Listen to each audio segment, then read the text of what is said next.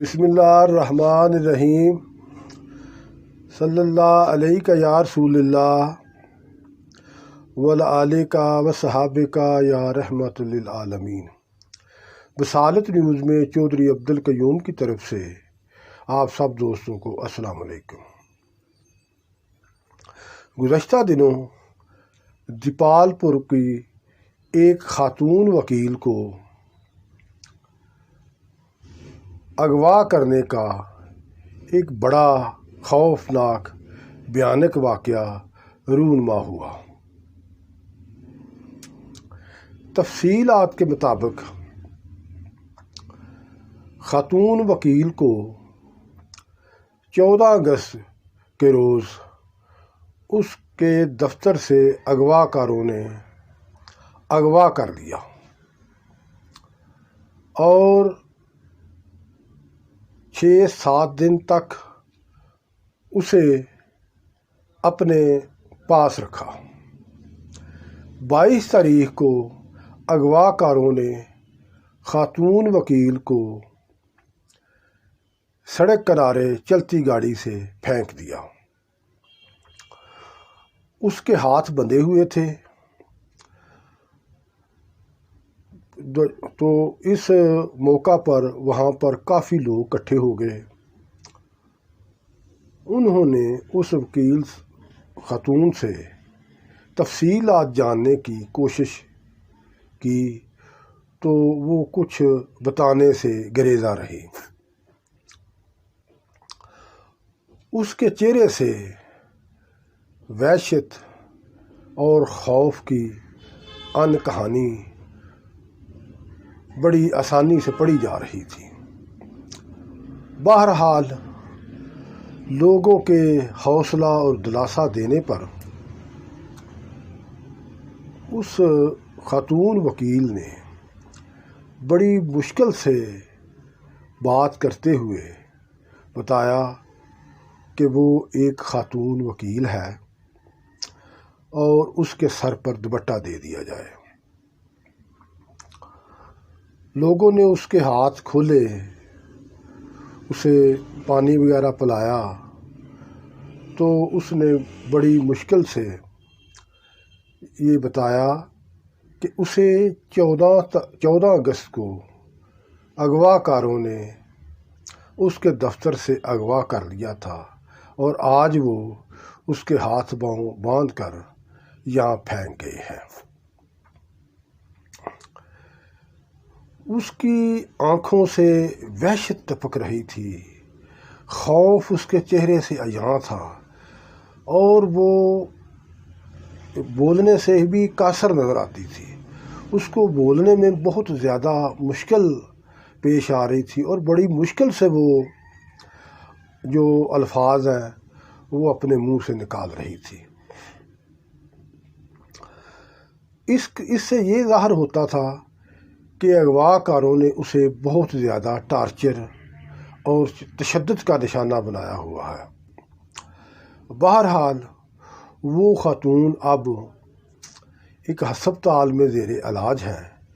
گزشتہ دنوں انہوں نے ایک انٹرویو کے دوران بتایا کہ وہ اس واقعہ کے بارے میں اسٹیٹمنٹ دینا چاہتی ہیں، لیکن اس کے لیے وہ جو موجودہ انویسٹیگیشن آفیسر ہیں اس پر اعتماد نہیں کرتی، کیونکہ وہ چھوٹا آفیسر ہے اور ایسا محسوس ہوتا ہے کہ جیسے وہ اغوا کاروں کے زیر اثر ہے۔ اس نے یہ بھی بتایا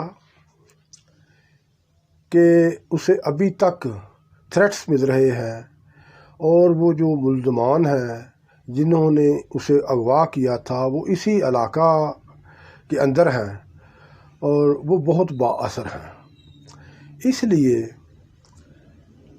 وہ کسی معتبر ادارہ کے تجربہ کار اور جو بہادر آفیسر ہے اس کو اپنا بیان ریکارڈ کرائیں گی۔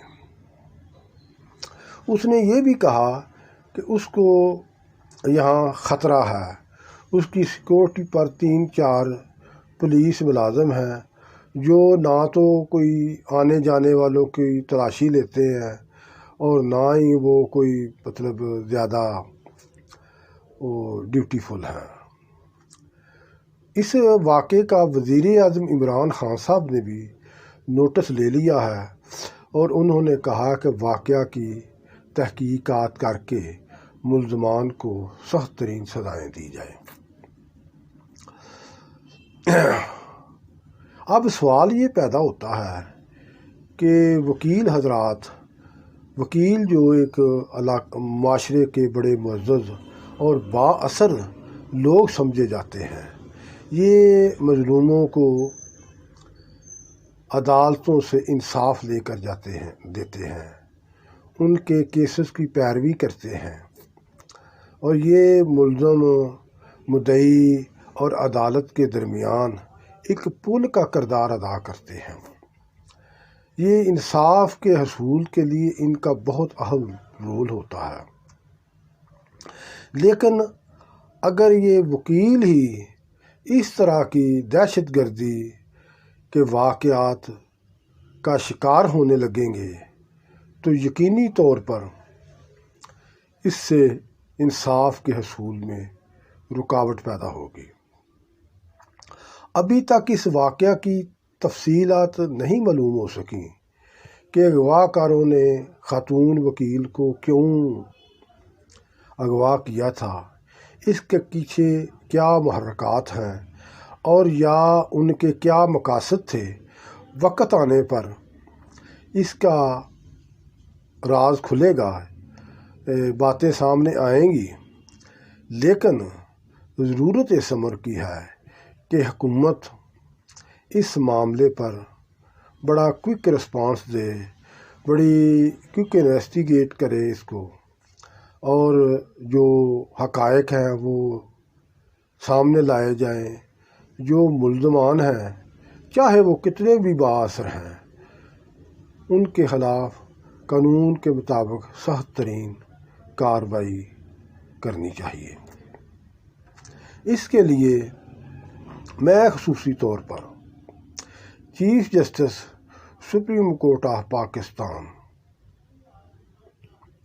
Chief of the army staff جناب جنرل قمر جاوید باجوہ صاحب اور دیگر جو حکومت کے اعلیٰ عہدیدار ہیں، ان سے اسپیشلی ریکویسٹ کروں گا کہ وہ اس معاملے پر خصوصی توجہ دیں اور خاتون وکیل کو انصاف دلائیں، ملزمان کو سخت ترین سزائیں دلائی جائے۔